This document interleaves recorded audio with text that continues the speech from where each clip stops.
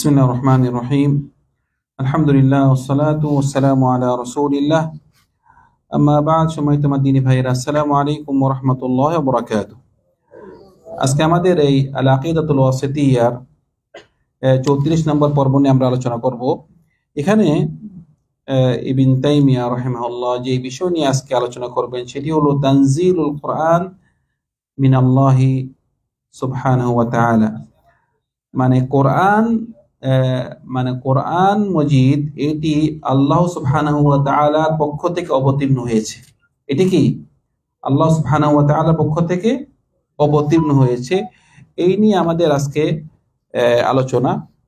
তো আমি গত সপ্তাহে আলোচনা করেছিলাম যে আল্লাহ সুবহানাহু ওয়া তাআলার কথা নিয়ে, উনি কথা বলেন, এটা ওনার একটি সিফাত যে উনি কথা বলেন। এটা আমরা আহলে সুন্নাহ ওয়াল জামাআহ এটা আমরা আকীদা রাখি যে আল্লাহ সুবহানাহু ওয়া তাআলা তিনি কথা বলেন। তো আজকে এই কোরআন নিয়ে কথা বলবো যে কোরআনটা যেহেতু কি এটি আল্লাহর কথা, এটা আমাদের আহলে সুন্নাহ ওয়াল জামাআহ আকীদা যে কোরআন কি আল্লাহর কথা এবং কোরআনকে আল্লাহ সুবহানাহু ওয়া তাআলা নাজিল করেছেন, আল্লাহর পক্ষ হতে কোরআন নাজিল হয়েছে।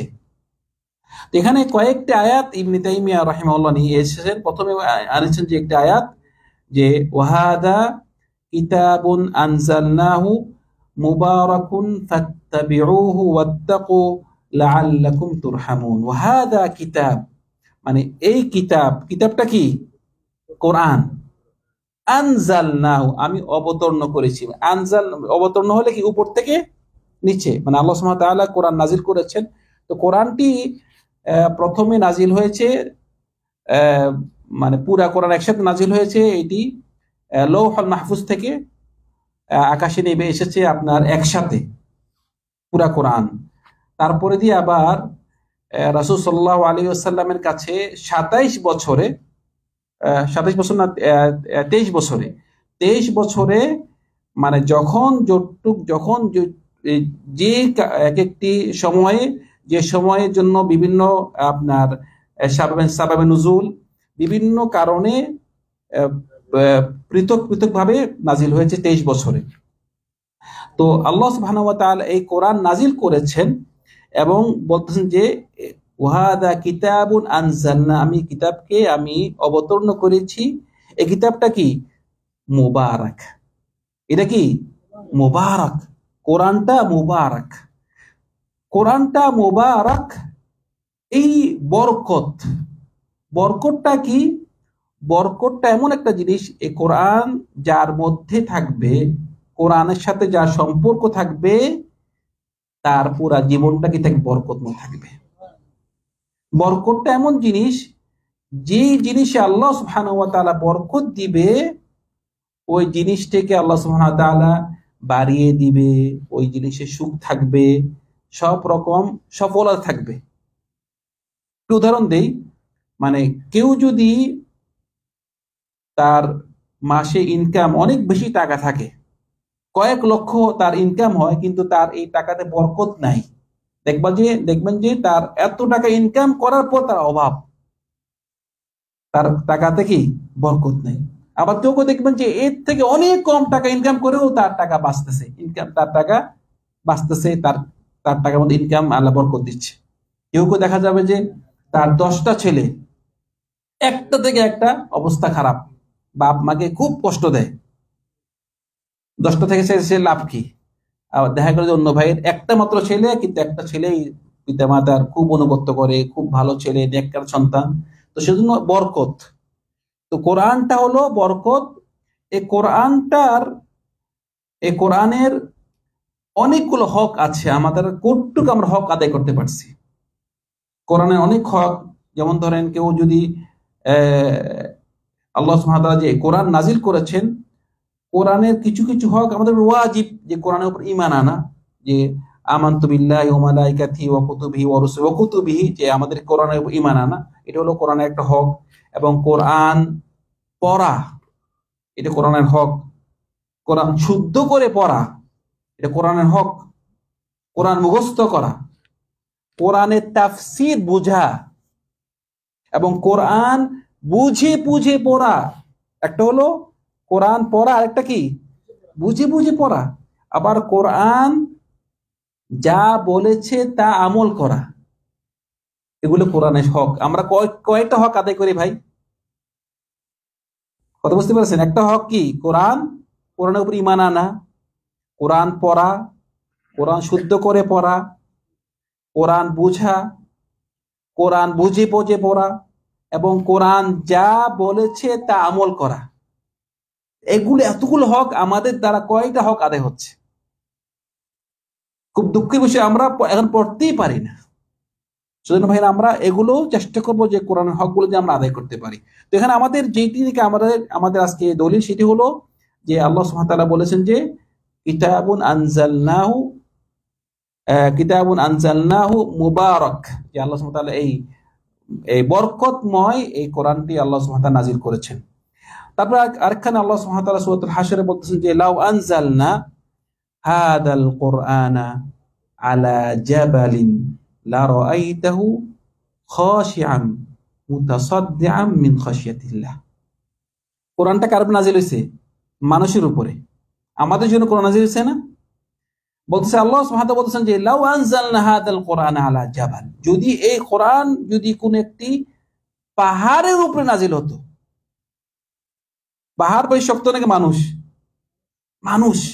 পাহাড় শক্ত, কত পাথর। বলতেছে যদি কোরআনটা পাহাড়ের উপর নাজিল হতো, তাহলে তুমি দেখতে, মানুষকে তোমরা দেখতে যে পাহাড়টি ভয়ে ধসে যেত, ফেটে যেত। পাহাড় এত শক্ত, পাহাড় এত, মানে বর্তমানে আপনার মক্কা দেখেন না, আমাদের তো মক্কা কি সব পাহাড় এলাকা না? মানে দেখা যাবে যে একটা পাহাড় ভাঙতে যা সময় নেয়, কত যে কষ্ট একটা পাহাড় ভাঙতে। কিন্তু টাওয়ার বানাতে ব্যাপারই না, আমাদের এই মক্কাতে তো মানে পাহাড় ভেঙে বেশি টাওয়ার বানাচ্ছে। আমার ঘরের সাথেই অনেক পাহাড় ভাঙার পরে এখানে বিভিন্ন টাওয়ার বানানো হচ্ছে। দেখা যায় যে পাহাড় ভাঙতে সব সময় নিয়ে যায়, কিন্তু টাওয়ার বানাতে কোনো সময় নেয় না। খুব কয়েক মাসেই দেখা যায় টাওয়ার হয়ে গেছে, কিন্তু পাহাড় ভাঙতে কয়েক বছর লেগে যায়। কারণ বর্তমানে টাওয়ার যে বানায় সব তো রেডি, আর ফিট করে দেয়, খুব সহজ। তো বলতেছিলাম যে এই কোরআন যদি পাহাড়ে নাজিল হতো, পাহাড়ের উপর নাজিল হতো, তাহলে কি পাহাড় কি হতো? ফেটে যেত, ধসে যেত আল্লাহর ভয়ে। কিন্তু অনেক মানুষের অন্তর বলতেছে কি পাহাড় থেকেও, মানে পাথর থেকেও বেশি শক্ত। ওয়াইন্না একটা আয়াত আছে কোরআনে যে মানুষ, কিছু কিছু মানুষের অন্তর যে পাথর থেকেও বেশি কি শক্ত, অন্তর তার সহজে নরম হয় না।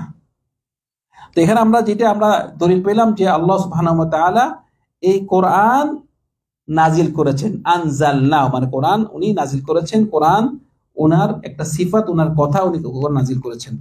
তারপরে আরেকটি আয়াত আল্লাহ সুবহানাহু ওয়া তাআলা তার কোরআন মধ্যে বলতেছে যে ওয়াইদা বাদদালনা আয়াতাম মাকানা আয়াহ ওয়াল্লাহু আ'লামু বিমা ইউনাজ্জিলু ক্বালু ইন্নামা আনতা মুফতার বাল আকসারুহুম লা ইয়ালামুন কুল নাযালাহু রূহুল কুদুস মির রাব্বিকা বিল হাক্কি লিয়ুসাব্বিতাল্লাযীনা আমানু ওয়া হুদান ওয়া বুশরা লিল মুসলিমিন ওয়া লাকাদ না'লামু আন্নাহুম ইয়াকুলুনা ইন্নামা ইউআল্লিমুহু বাশার লিসানুল্লাযী ইউলহিদুনা ইলাইহি আ'জামিয়্যুন ওয়া হাযা লিসানুন আরাবিয়্যুন মুবিন। একটি অনেক বড় আয়াত। এখানে আল্লাহ সুবহানাহু ওয়া তাআলা বলতেছেন যে ওয়াইদা বাদদালনা আয়াতাম মাকানা আয়াহ, মানে আল্লাহ সুবহানাহু ওয়া তাআলা এই কোরআন নাজিল করেছেন। বলতেছে আমি মাঝে মাঝে দেখা যাবে যে এক আয়াতের পরিবর্তে আর এক আয়াত নাজিল করতেছি, এক আয়াতকে উনি বাতিল করে আরেক আয়াত কি নাজিল করেন। কোরআনে কিছু কিছু আয়াত আছে, এইটি আমাদের হাদিসেও আছে, যে হাদিস আসছে কিন্তু পরে দিয়ে আরেকটা হাদিস আসি এটাকে বাতিল করে দিয়েছে। বিভিন্ন আহকাম আছে, হাদিসও আছে, কোরআনও আছে। আল্লাহ সুবহানাহু ওয়া তাআলা এটা আহকামের বিভিন্ন হুকুমের মালিক ইনি, উনি যেরকম ইচ্ছে সেরকম কি নাজিল করবেন, এবং যেরকম ইচ্ছে উনি হুকুম করবেন। তো বলতেছে আমি যখন নাকি কিছু কিছু মানে কিছু কিছু আয়াতের পরিবর্তে অন্য কিছু আয়াত আমি নাজিল করি, যেমন আমি কি উদাহরণ দিই, যেমন ধরেন আগে আমাদের মানে কেউ যদি ব্যভিচার করতো একরকম শাস্তি ছিল, কিছুদিন পরে এটা শাস্তিটি অন্যরকম হয়েছে। রাসূল সাল্লাল্লাহু আলাইহি ওয়াসাল্লাম মানে প্রাথমিক জীবনে উনি কবর পুরা জিয়ারত করতে নিষেধ করেছিলেন, যে কবর জিয়ারত করা নিষেধ। আবার কিছুদিন পরে বলছে না, তোমরা কবর জিয়ারত করো, কবর জিয়ারত করলে তোমাদের আখিরাতের কথা স্মরণ হবে। এটা এই কারণে আমরা কবর জিয়ারত করতে পারি, অন্য কোন কারণে। আবার মৃত ব্যক্তিতে কিছু চাওয়া না। কবর জিয়ারত করলে কি লাভ, যে নিজের আপনার মানে আখিরাতের দিকে আপনি স্মরণ হবে, যে এই ব্যক্তি মারা গিয়েছে, আমি তো মারা যাবো, এভাবে একটা স্মরণ হওয়া এবং ওই ব্যক্তির জন্য দোয়া করা। তো এভাবে বিভিন্ন আয়াত, এক আয়াত আর এক আয়াত আল্লাহ সুবহানাহু ওয়া তাআলা পরিবর্তন করেন। হাদিসে এরকম পরিবর্তন হয়। কিন্তু এখানে যে বলতেছে যে ওয়াল্লাহু আ'লামু বিমা ইউনাজ্জিল, মানে আল্লাহ সুবহানাহু ওয়া তাআলা উনি যা অবতরণ করেন ওই সম্পর্কে উনি ভালো জানেন, যেটা ভালো উনি ভালো জানেন। ক্বালু ইন্নামা আনতা মুফতার, মানে যারা নাকি কাফের ছিল তারা রাসূলুল্লাহকে বলে কি, তুমি এই কোরআন তুমি কি বানায় বানায় করো, তুমি কোরআন বানায় বানায় আমাদের সামনে পড়ো। ওরা ইফতার, মানে ওরা বলে তুমি ইফতার, তুমি মিথ্যা বলতেছো আমাদেরকে, মিথ্যুক, রাসূলকে মিথ্যুক বলে। বলছে বাল আকসারহুম লা ইয়ালামুন, তারা ওই সম্পর্কে কিছু জানে না। তো রাসূলুল্লাহকে আল্লাহ সুবহানাহু ওয়া তাআলা বলতেছেন কুল নাযালাহু রূহুল কুদুস, তুমি ওদেরকে বলে দাও যে নাযালা, এই কোরআন নাজিল করেছে রূহুল কুদুস। রূহুল কুদুস কে? না, জিবরিল আলাইহিস সালাম। মানে কোরআনটা নাজিল হয়েছে কয়েক প্রকারে। আল্লাহ কাছে রাসূল সাল্লাল্লাহু আলাইহি ওয়াসাল্লাম ওহী আসছে, ওহীটা কার মাধ্যমে আসতো? জিবরিল আলাইহিস সালামের মাধ্যমে। তো বলতেছে কুল নাযালাহু রূহুল কুদুস, যে এই কোরআনকে আল্লাহ সুবহানাহু ওয়া তাআলা নাজিল করেছেন কার দ্বারা? জিবরিল আলাইহিস সালামের দ্বারা নাজিল হয়েছে। রূহুল কুদুস মির রাব্বিকা, তোমার রব থেকে, বিল হক, এটাই হক, লিউসাব্বিতাল্লাযীনা আমানু, যে এই কোরআন দ্বারা যেন যারা নাকি ঈমান এনেছে তাদের ঈমান দৃঢ় থাকে।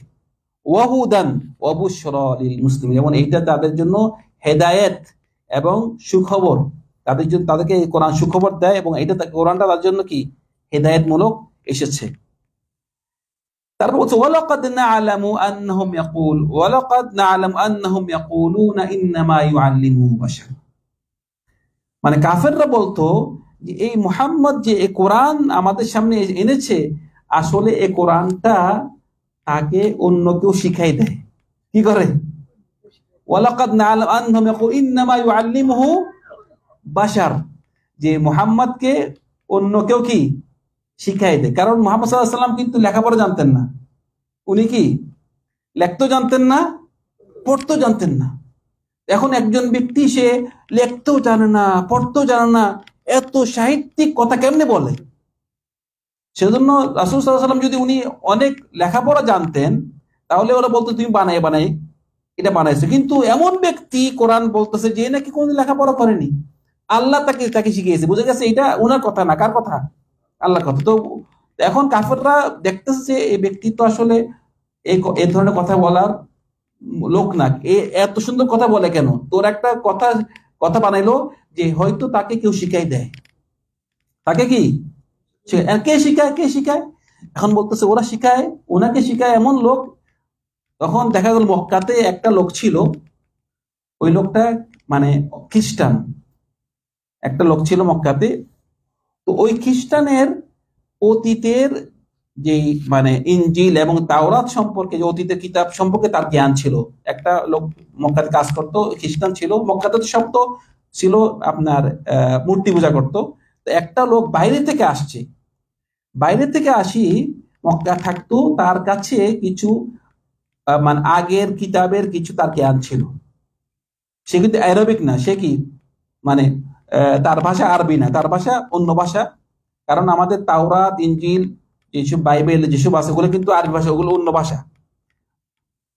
তো ওই লোকটি সে মক্কা থাকতো, তার ভাষা মানে আরবি না। তো কাফেররা দেখলো যে এই মুহাম্মদকে কে শিখায় এই কোরআন। তো বললো যে একটা ওরা মিথ্যা একটা গুজব শুনলো যে ওই যে লোকটা আসছে, ওই লোকটা রাত্রেবেলা আসে মুহাম্মদকে কি কোরআন শিখাই দেয়। তা আল্লাহ কোরআন বলতেছে, ওদের কথা নিয়ে বলতেছে লিসানুল্লাযী ইউলহিদুনা ইলাইহি আজামিয়্যু ওয়া হাযা লিসানুন আরাবিয়্যুম মুবিন। মানে তোমরা যে মুহাম্মদকে এই তুহমত দিচ্ছ যে মুহাম্মদ ওই ব্যক্তি থেকে রাত্রেবেলা যায় কোরআন শিখে আসে, ওই ব্যক্তি হইল আরবি কিনা, সে আরবি ভালো করে জানে না, সে সে আরবি ভালো করেই জানে না। এখন সে আরবি ভালো করে জানে না, সে কিভাবে এই কোরআনের এই মানে এই ফুসহা, এই আপনার শুদ্ধ এত সাহিত্যিক কথা কিভাবে বলবে সে? এটা হইতে পারে নাকি? তো সেজন্য আল্লাহ সুবহানাহু ওয়া তাআলা ওরা যেভাবে তুহমত দিচ্ছে, ওদের এই তুহমত দিয়ে ওদের এই তুহমতটাকেই দলিল পেশ করে ওদেরকেই রদ করেছেন।